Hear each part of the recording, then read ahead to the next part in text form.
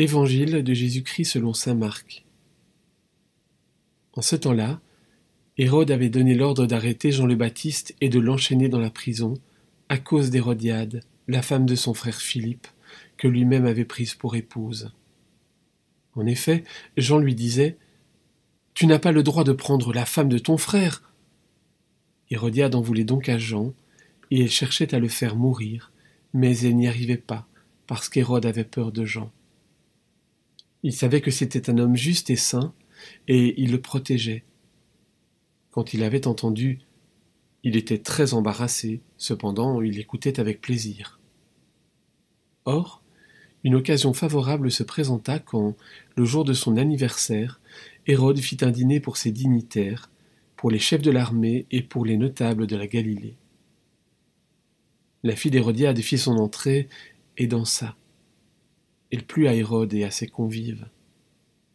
Le roi dit à la jeune fille « Demande-moi ce que tu veux, et je te le donnerai. » Il lui fit ce serment « Tout ce que tu me demanderas, je te le donnerai, même si c'est la moitié de mon royaume. »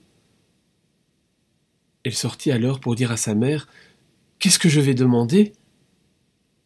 Hérodiade répondit « La tête de Jean, celui qui baptise. » Aussitôt la jeune fille s'empressa de retourner auprès du roi et lui fit cette demande.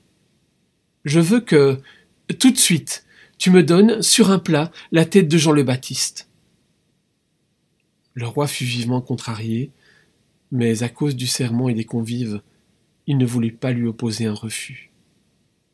Aussitôt, il envoya un garde avec l'ordre d'apporter la tête de Jean. Le garde s'en alla décapiter Jean dans la prison. Il apporta la tête sur un plat, la donna à la jeune fille, et la jeune fille la donna à sa mère.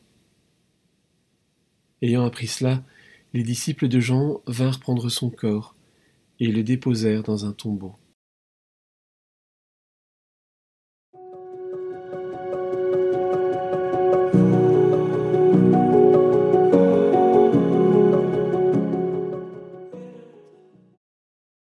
Aujourd'hui, nous fêtons le martyre de Saint Jean-Baptiste et nous entendons l'évangile que nous avons déjà reçu le 3 août dernier.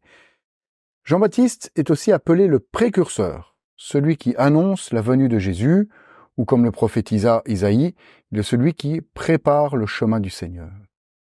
Et effectivement, Jean va vivre en avance ce que Jésus vivra ensuite. Et l'évangile de Luc le décrit très bien. Il y aura l'annonciation à Zacharie, son père, puis ensuite l'annonciation à Marie. On aura la description de la naissance de Jean, puis ensuite celle de Jésus. Et à la fin, il y aura cette scène que nous lisons aujourd'hui. Au cours d'un repas, Jean est trahi de manière injuste pour être mis à mort. Et Jésus de même sera trahi au cours d'un repas par un proche, un ami qu'il s'était choisi, et il sera mis à mort.